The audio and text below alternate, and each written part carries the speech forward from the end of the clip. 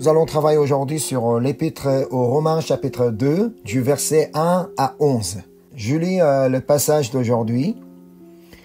Ô homme, qui que tu sois, toi qui juges, tu es donc inexcusable, car en jugeant les autres, tu te condamnes toi-même, puisque toi qui juges, tu fais les mêmes choses. Nous savons en effet que le jugement de Dieu contre ceux qui commettent de telles choses est selon la vérité. Et penses-tu aux hommes qui jugent ceux qui commettent de telles choses et qui les fait que tu échapperas au jugement de Dieu? Ou méprises-tu les richesses de sa bonté, de sa patience et de sa longanimité, ne reconnaissant pas que la bonté de Dieu te pousse à la repentance, mais par ton endurcissement et par ton cœur impénitent, tu t'amasses un trésor de colère pour le jour de la colère et de la manifestation du juste jugement de Dieu, qui rendra à chacun selon ses œuvres, réservant la vie éternelle à ceux qui, par la persévérance à bien faire, cherchant l'honneur, la gloire et l'immortalité, mais l'irritation et la colère à ceux qui, par esprit de dispute, sont rebelles à la vérité et obéissent à l'injustice. Tribulation et angoisse sur toute âme d'homme qui fait le mal, sur le juif premièrement, puis sur le grec.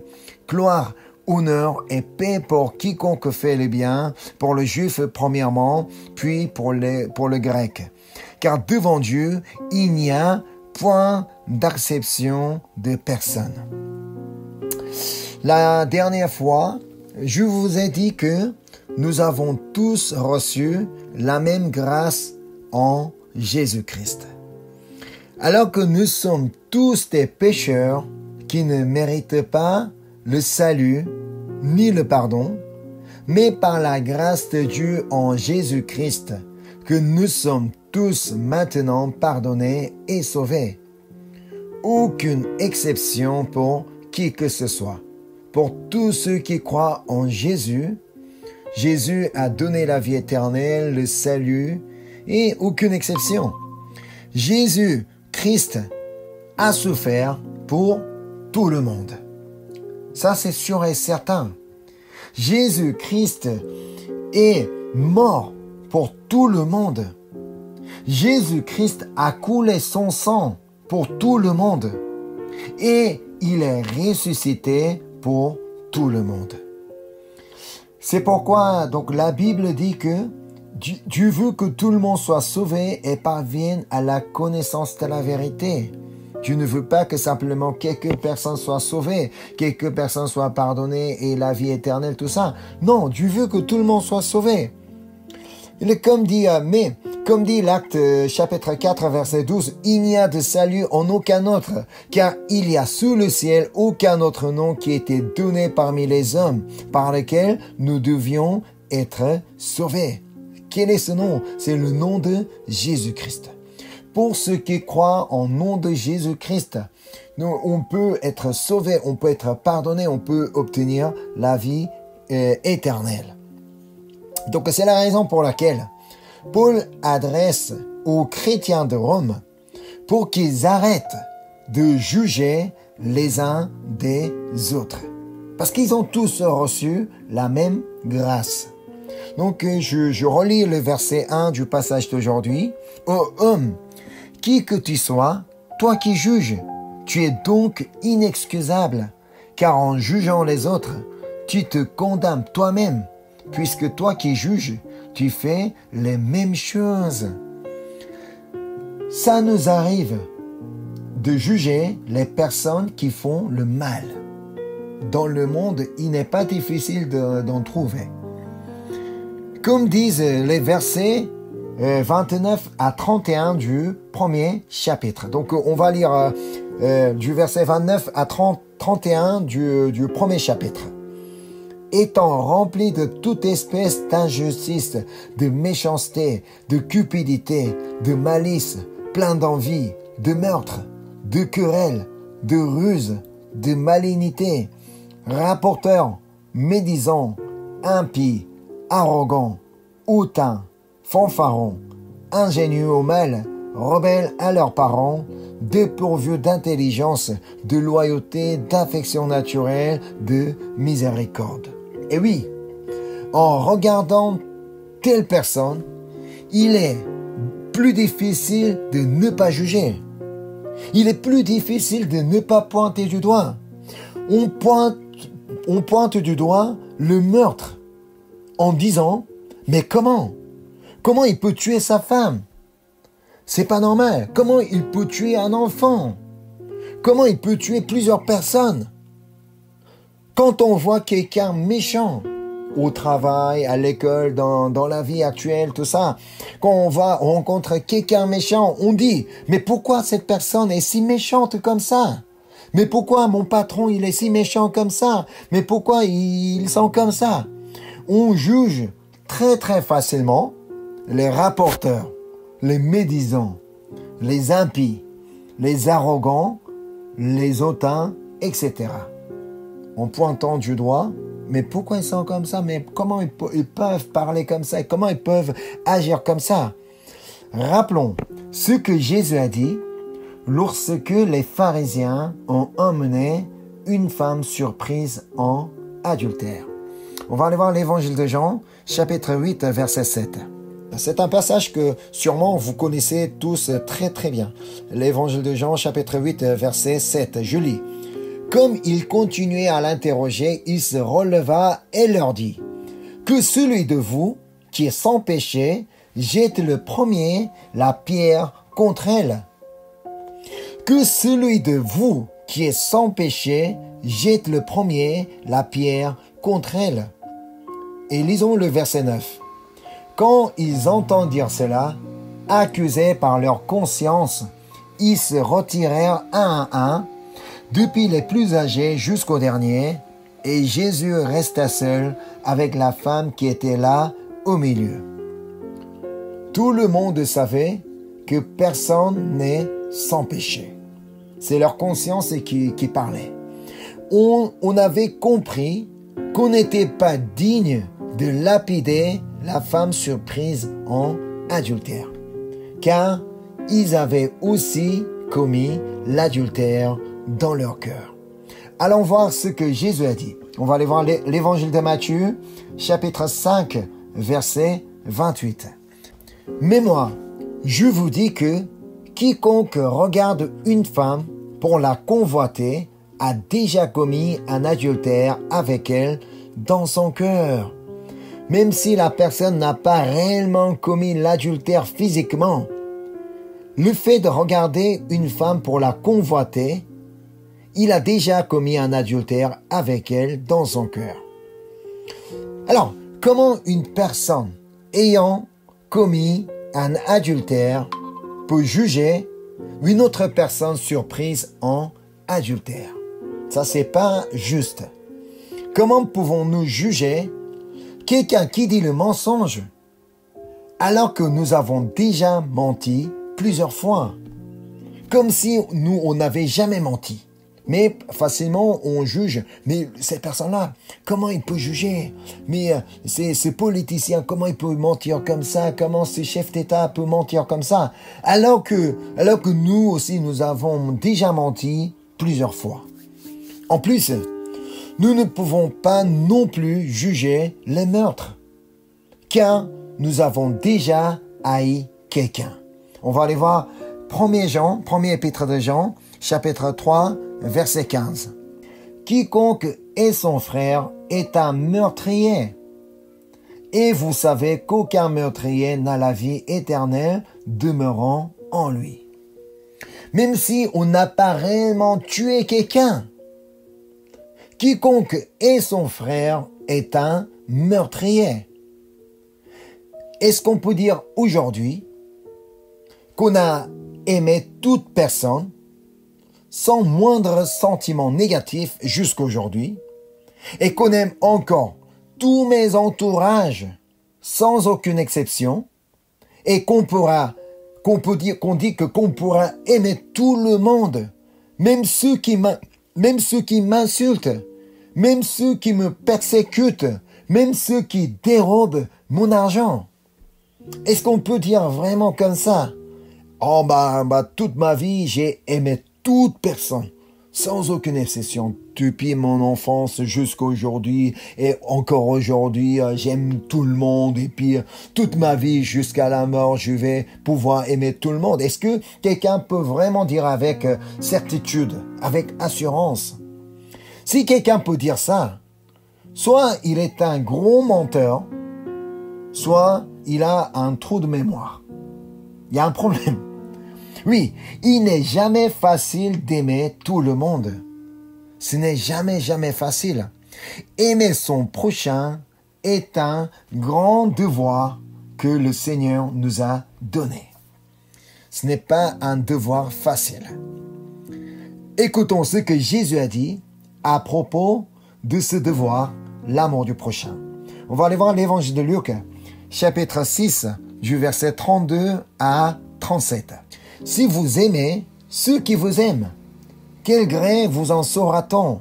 Les pécheurs aussi aiment ceux qui les aiment. Si vous faites du bien à ceux qui vous font du bien, quel gré vous en saura-t-on? Les pécheurs aussi agissent de même. Et si vous prêtez à ceux qui vous espérez recevoir, quel gré vous en saura-t-on? Les pécheurs aussi prêtent aux pécheurs afin de recevoir la paille. Mais aimez vos ennemis, faites du bien et prêtez sans rien espérer, et votre récompense sera grande, et vous serez fils du Très-Haut, car il est bon pour les ingrats et pour les méchants. Soyez donc miséricordieux, comme votre Père est miséricordieux. Ne jugez point, et vous ne serez point jugés. Ne condamnez point, et vous ne serez point condamnés. Absolvez, et vous serez absous. C'est le message que Paul voulait transmettre aux chrétiens de Rome. Les Juifs jugeaient les non-Juifs pour le fait qu'ils méprisaient leur tradition. Mais c'est là, ces païens-là, qu'est-ce qu'ils font? Ils connaissent même pas la tradition juive, ils font n'importe quoi à l'église. C'est pas bon, c'est pas correct. Et encore, les non-juifs, les païens, jugeaient les juifs. Le fait qu'ils soient trop bornés, mais pourquoi ils ne parlent que la tradition, pourquoi on doit être circoncis? Mais tout ça, c'est quoi cette question de tout ça qu'ils parlent? Mais on croit en Jésus. Mais pourquoi ils sont si durs tout ça? Ils n'arrêtaient pas de juger les uns des autres. Après l'examen de leur situation, Paul a constaté qu'il leur manquait quelque chose d'essentiel. Quelque chose de très important. C'est l'amour. L'amour qui manquait pour les chrétiens de Rome. Parce qu'il leur manquait l'amour qu'on jugeait les uns des autres. Revenons au passage d'aujourd'hui. Romains chapitre 2, verset 1. Ô homme, qui que tu sois, toi qui juges, tu es donc inexcusable. Inexcusable. Parce qu'on juge la personne alors que Dieu est le seul qui peut la juger. Alors, par quel droit on pourrait juger qui que ce soit, tandis qu'on n'est pas aussi juste que Dieu? Est-ce qu'on a le droit de juger quelqu'un? Est-ce qu'on mérite? Est-ce qu'on est digne de juger quelqu'un? Alors que nous ne sommes pas si différents à l'autre. Ou peut-être on est encore plus grand pécheur que l'autre. Peut-être cette personne-là a commis un péché visible. Mais moi, je pourrais commettre 10 péchés invisibles. Alors, mais avec tel niveau de jugement, mais je pourrais devenir un pire pécheur que l'autre. Comment pourrons-nous juger quelqu'un alors? Je passe au verset 2. Romains chapitre 2, verset 2. Nous savons, en effet, que le jugement de Dieu contre ceux qui commettent de telles choses est selon la vérité. Dieu est la vérité. Donc, il est le seul capable de juger ceux qui commettent le péché. Car il est le seul qui peut juger ce qui est bon et ce qui est mauvais. Pas avec mes propres normes, pas avec mes propres critères. Non, c'est selon la justice de Dieu, on peut dire que c'est bon ou mauvais. Alors c'est Dieu qui peut juger ce qui est bon, ce qui est mauvais. Nous, on n'y a pas le droit. Paul enchaîne avec une question au verset 3. Et penses-tu aux hommes qui jugent ceux qui commettent de telles choses et qui les fait que tu échapperas au jugement de Dieu? Parce que juger est aussi un péché. Peut-être on peut penser que juger quelqu'un n'est pas un péché. Si, c'est un péché. C'est quoi exactement le péché? Je vous en ai déjà dit. Faire ce que Dieu a interdit de faire et ne pas faire ce que Dieu a dit de faire. C'est ça. Faire ce que Dieu a interdit de faire. Adam a commis le péché parce qu'il a mangé le fruit que Dieu a défendu de manger. C'est ça, le péché. Et ne pas faire ce que Dieu a dit de faire. Aime ton prochain. C'est ce que Dieu nous a donné comme commandement. Mais nous, on dit non, mais j'aime pas cette personne-là. Je vous dirais simplement aimer quelques personnes que j'aime. Et puis, ces personnes-là, moi, j'aime pas. C'est ça. C'est ça le péché. Ne pas faire ce que Dieu a dit de faire. Comme nous avons lu tout à l'heure, Jésus a dit, ne jugez point. Ne jugez point. Alors, si on juge quelqu'un, cela signifie qu'on n'a pas écouté Jésus et qu'on est en train de faire ce que Jésus a défendu de faire. Ce que je fais totalement, ce qui est à l'encontre de la volonté de Dieu. Comment est-ce possible que nous jugions la personne que Dieu aime? Comment est-ce possible de condamner la personne que Dieu aime? Par quel droit? Autant que Dieu m'aime, il aime aussi les autres. Je ne suis pas la seule personne que Dieu aime. C'est vrai, Dieu m'aime avec un grand amour. Mais quant aux autres, c'est pareil, Dieu les aime aussi. Paul voulait donc faire entendre aux chrétiens de Rome. Écoutez les Juifs. Je sais que Dieu aime le peuple Israël. Dieu aime les Juifs. Mais sachez que Dieu aime autant les païens. Écoutez aussi, vous les païens, vous les Grecs. C'est vrai, vous vous êtes convertis, vous êtes devenus chrétiens, vous croyez en Jésus maintenant. Dieu vous aime beaucoup. Mais sachez aussi que Dieu aime également les Juifs. Alors on continue avec le verset 4. Où méprises-tu les richesses de sa bonté, de sa patience et de sa longanimité, ne reconnaissant pas que la bonté de Dieu te pousse à la repentance? Je suis pardonné aujourd'hui parce que j'ai cru en Jésus et que j'ai confessé mes péchés. Pourtant, c'est la bonté de Dieu qui nous a poussés à la repentance que nous avons pu être pardonnés. C'est parce que Dieu a patienté jusqu'à ce que nous croyions en lui, que nous avons pu croire en lui et que nous avons pu être sauvés et pardonnés. S'il n'a pas attendu, s'il n'a pas été patient envers nous, on ne pouvait pas être pardonné. En aucun cas. C'est pourquoi il faut savoir qu'en aucun cas, il faut savoir que je ne suis jamais plus juste que les autres. C'est parce que je crois être plus juste que les autres. Parce que je crois être plus correct que les autres.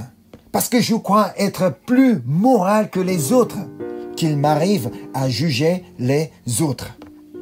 Parce que je crois être supérieur à quelqu'un d'autre. Je pointe du doigt à la personne parce que moi, je suis quand même mieux que cette personne-là. Moi, j'ai pas commis un péché comme lui. Je ne suis pas un pécheur comme lui. Je suis quand même plus juste que cette personne-là. C'est pour ça qu'on juge les autres. Nous ne sommes pas des justes, mais seulement des pécheurs pardonnés. Ça, c'est un point très important.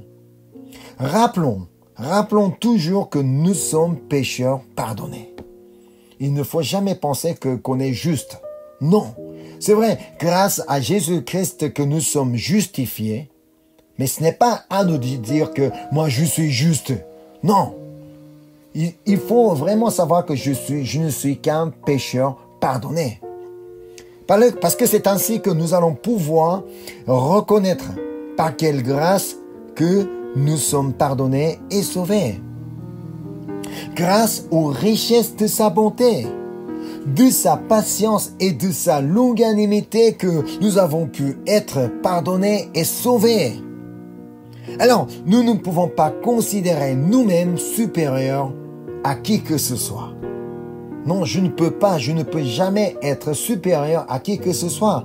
Ce n'est pas parce que j'ai fait quelque chose de bien que Dieu m'a pardonné et sauvé. Non, tout simplement parce que j'ai cru en Jésus, par la grâce de Dieu, en Jésus-Christ, que je suis pardonné et sauvé.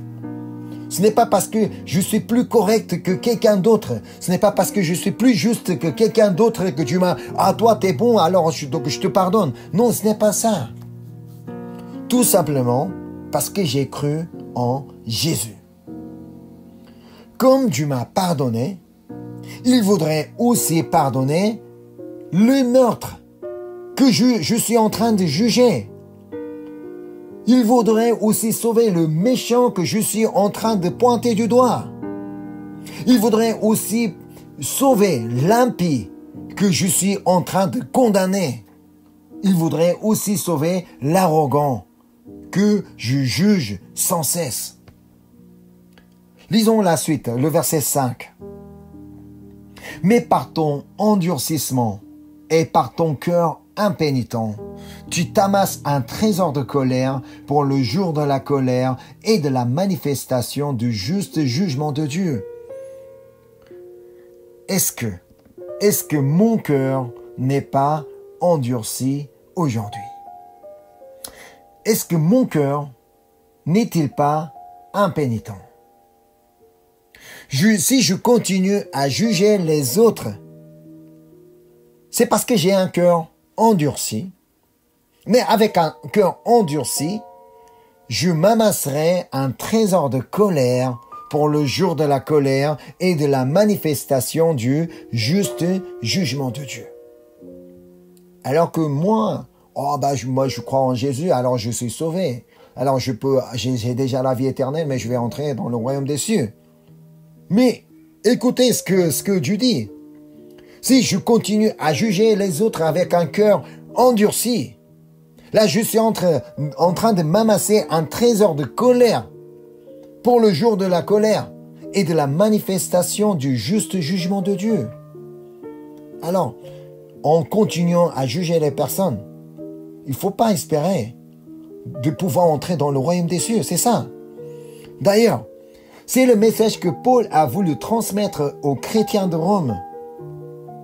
Là, il n'est pas en train d'accuser les non-chrétiens, ceux qui ne connaissent pas Jésus, ceux qui croient aux idoles. Non, plutôt les chrétiens, ceux qui disent qu'ils croient en Jésus, qui déclarent que oui, moi je crois en Jésus, alors je suis sauvé, je suis pardonné, alors c'est la grâce de Dieu, tout ça. Parce qu'ils ne cessent de juger les autres avec un cœur endurci et impénitent. Arrêtons donc de juger et de condamner qui que ce soit, mais plutôt, par la persévérance à bien faire, cherchons l'honneur, la gloire et l'immortalité, parce que Dieu rendra à chacun selon ses œuvres.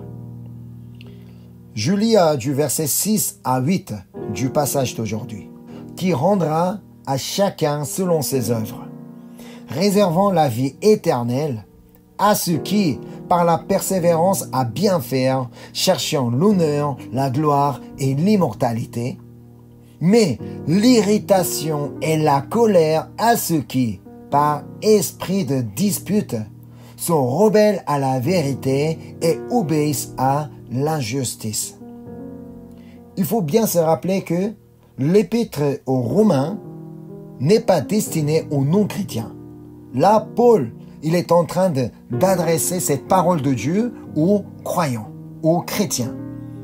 Attention donc, avec l'esprit de dispute, on héritera l'irritation et la colère.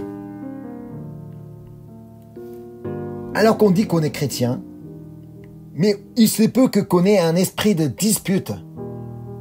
Alors on va hériter l'irritation et la colère.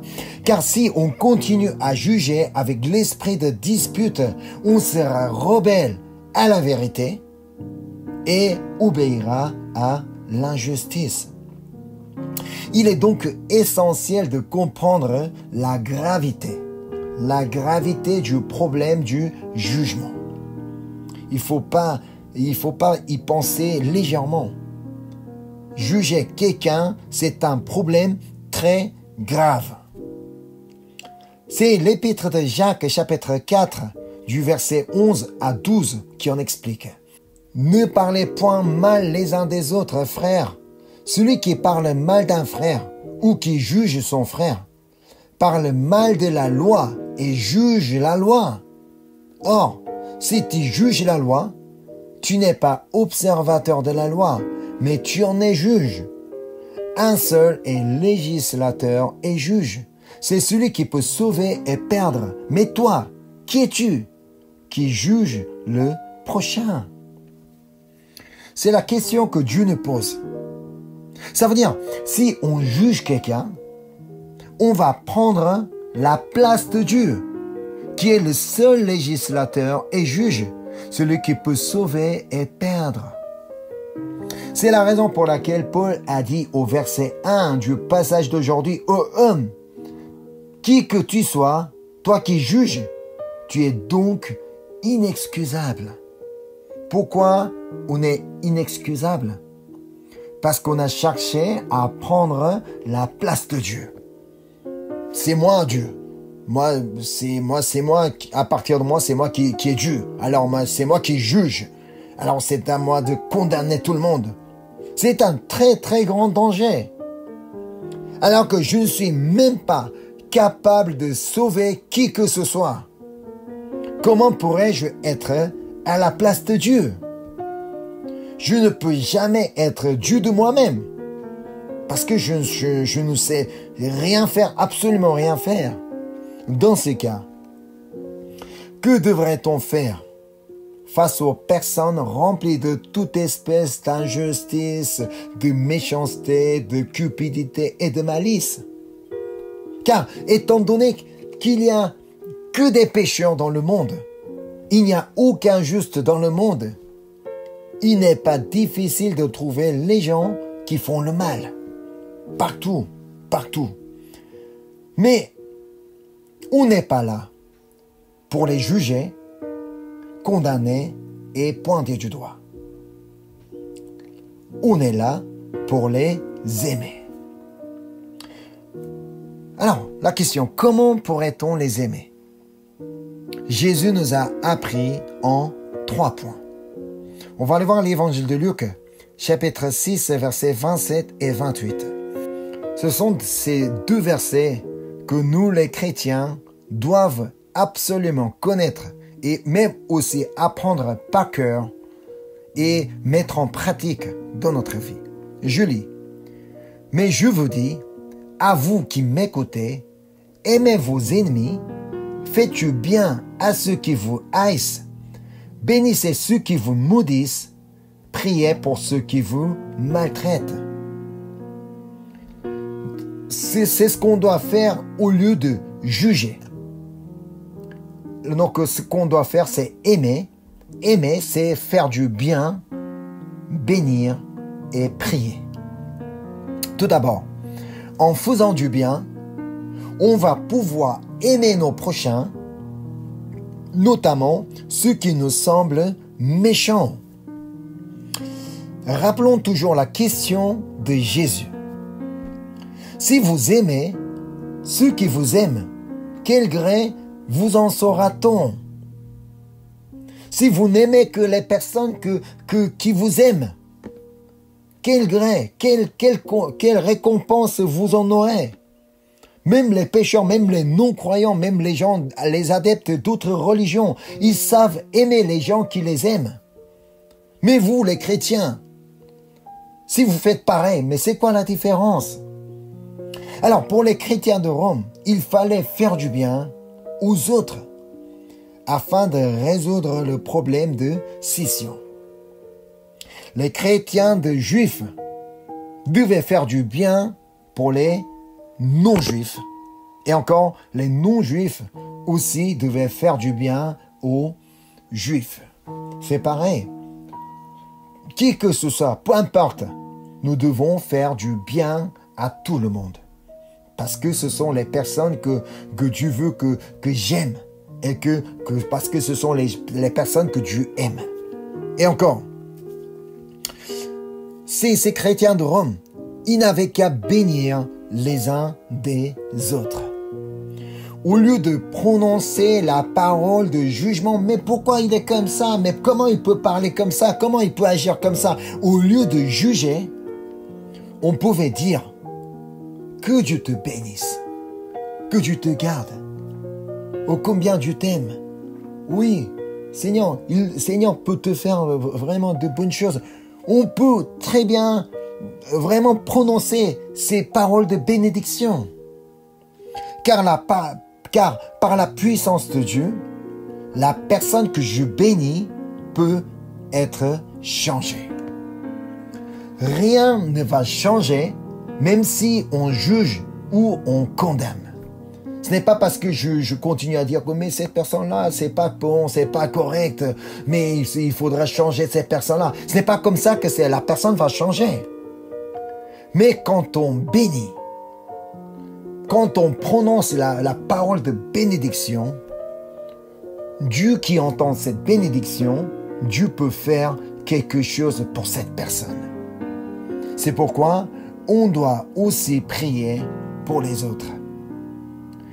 Même si je passe toute la journée à juger quelqu'un, on ne verra jamais son changement. Non. Par contre, si on prie, ce qui était impossible devient possible. Allons voir ce que Jésus a dit dans l'évangile de Marc, chapitre 9, verset 23. Jésus lui dit, si tu peux, tout est possible à celui qui croit. Amen. Tout est possible à celui qui croit. On prie Dieu. Pourquoi? Parce qu'on croit en lui. C'est pourquoi donc on est toujours dans l'évangile de Marc, chapitre 11, verset 24. Jésus dit, c'est pourquoi je vous dis, tout ce que vous demanderez en priant, croyez que vous l'avez reçu et vous le verrez s'accomplir. Amen. Il se peut que le président de mon pays ne fasse pas le travail comme il faut. Il est possible que le gouvernement ne fasse pas le travail correctement, ainsi que les hommes de politique. Il se peut qu'il y ait beaucoup de problèmes dans la société où je me trouve.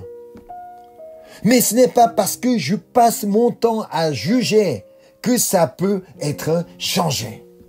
Ça ne peut rien impacter. Mais ce n'est pas parce que je ne cesse de critiquer sur les réseaux sociaux, oui, c'est ça le problème, c'est pas correct, c'est pas bon. Donc même si je fais plusieurs postings sur les réseaux sociaux, que la société actuelle peut être changée. Non. Plutôt, ça va rendre plus mal le monde. Nous, on ne peut pas faire grand-chose, car nous sommes impuissants. Nous sommes impuissants parce qu'on est pécheurs. Par contre, notre Seigneur, qui ne connaît pas de péché, il est puissant. Il n'est pas simplement puissant, il est tout puissant. Ça veut dire tout est possible à lui. Alors, au lieu de passer son temps à juger, qu'est-ce qu'on a à faire? Si on passe notre temps à prier Dieu, il peut se passer quelque chose, même quelque chose qu'on ne peut jamais imaginer, qu'on ne peut jamais rêver. Nous ne sommes pas appelés à juger le monde, à juger qui que ce soit. En tant que pécheurs, on n'est pas digne de juger qui que ce soit. Nous sommes donc appelés à aimer comme Dieu nous a aimés. C'est quoi aimer? Aimer, c'est faire du bien aux autres. Aimer, c'est bénir les autres. Aimer, c'est prier pour les autres. Gloire, honneur et paix ne sont pas réservés pour ceux qui jugent les autres et le monde. Plutôt, tribulation et angoisse à ceux qui jugent. Revenons au passage d'aujourd'hui. Romains chapitre 2, versets 9 et 10. Tribulation et angoisse sur toute âme d'homme qui fait le mal, sur le juif premièrement, puis sur le grec. Gloire, honneur et paix pour quiconque fait le bien, pour le juif premièrement, puis pour le grec. Gloire, honneur et paix ne sont pas réservés pour les juifs, mais pour ceux qui font le mal. Ce n'est pas parce qu'on est juif qu'on pouvait obtenir la gloire, honneur et paix. Non, peu importe la nationalité, peu importe le niveau social, peu importe le niveau d'études. Dieu réserve gloire, honneur et paix pour ceux qui font le bien, pour ceux qui aiment les autres.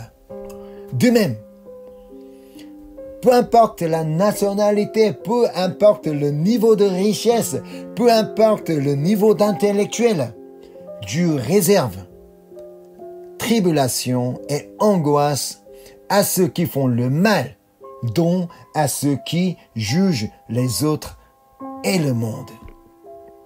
Ce n'est pas parce qu'on est super riche qu'on va pouvoir éviter la colère de Dieu. Non.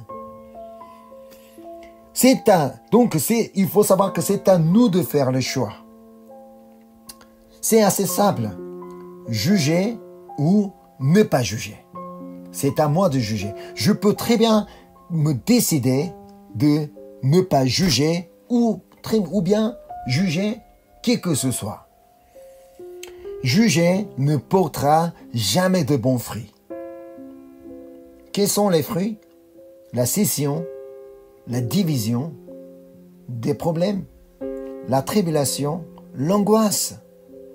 Au contraire, si on choisit de ne pas juger, mais plutôt aimer tout le monde, cet amour du Seigneur va faire unir ceux qui étaient divisés, même guérir les cœurs brisés et changer ce monde rempli de méchanceté. Ne dites pas, qu'est-ce que je peux faire pour le monde? Mais je suis nul, mais je ne peux rien faire. Alors que vous pensez que vous ne pouvez rien faire, vous ne pouvez pas faire grand chose pour le monde. Pourquoi vous ne cessez pas de juger le monde? Quand on juge le monde, on le fait très facilement. On sait très facilement critiquer, juger la société, le monde actuel, tout ça. Mais quand même, après, vous dites que moi-même, je peux rien faire pour changer le monde. C'est totalement incohérent. Donc, aujourd'hui, qu'est-ce qu'on doit faire? Choisissons à faire le bien. Donc, choisissons à aimer au lieu de juger qui que ce soit, en faisant du bien, en les bénissant et en priant pour eux. C'est à nous d'aller faire du bien. C'est à nous d'aller bénir les autres. C'est à nous d'aller prier pour les autres et aussi pour le monde. Et ce n'est pas nous qui changeons le monde. Si nous continuons à bénir le monde, si nous continuons à bénir les autres, si nous continuons à prier pour les autres et pour le monde, c'est Dieu qui va agir, c'est Dieu qui va travailler dans ce monde. Alors, si nous continuons à aimer comme ça, à prier, à bénir, à faire du bien, sachons que ça va d'abord changer notre vie. Notre vie ne sera plus la même. Ça va changer notre vie. Ensuite, quand ma vie sera changée, ça va changer ma famille.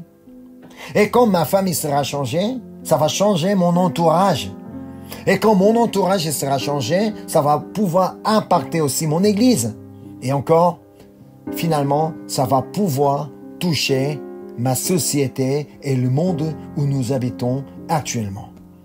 Alors, aujourd'hui, décidons à ne pas juger, mais plutôt à aimer, en faisant du bien, en bénissant et en priant. Amen. Merci Seigneur. Merci. C'est par ta grâce et par ton amour que nous sommes réunis ce soir et que nous sommes présents ici. Merci parce que ton amour et ta grâce est tellement grande que c'est par ton amour que par ta grâce que tu nous as pardonnés et tu nous as sauvés. Nous ne voulons jamais oublier que nous sommes des pécheurs pardonnés. Étant donné que nous ne sommes pas justes, nous allons maintenant arrêter de juger qui que ce soit, Seigneur. Nous allons arrêter de juger la société et le monde actuel. Parce que c'est toi, c'est Dieu est le seul, c'est toi le seul qui est le législateur et qui est juge, qui puisse juger le monde actuel. Alors, tout ce qu'on a à faire aujourd'hui, nous avons appris que c'est à nous d'aller aimer, d'aller faire du bien, d'aller bénir et d'aller prier. Alors aujourd'hui, à partir d'aujourd'hui, comme nous allons arrêter de juger, nous allons commencer à aimer les autres et le monde. Et c'est pourquoi le Saint-Esprit aide-nous à faire du bien dans notre vie, Seigneur. Et le Saint-Esprit aide-nous afin que nous puissions continuellement bénir les autres et prier pour les autres et pour le monde. Merci Seigneur encore pour le message que tu nous as donné et que nous voulons continuellement vraiment enseigner et fortifier par ta parole toujours dans notre vie. Merci encore une fois, je te prie au nom de Jésus-Christ. Amen.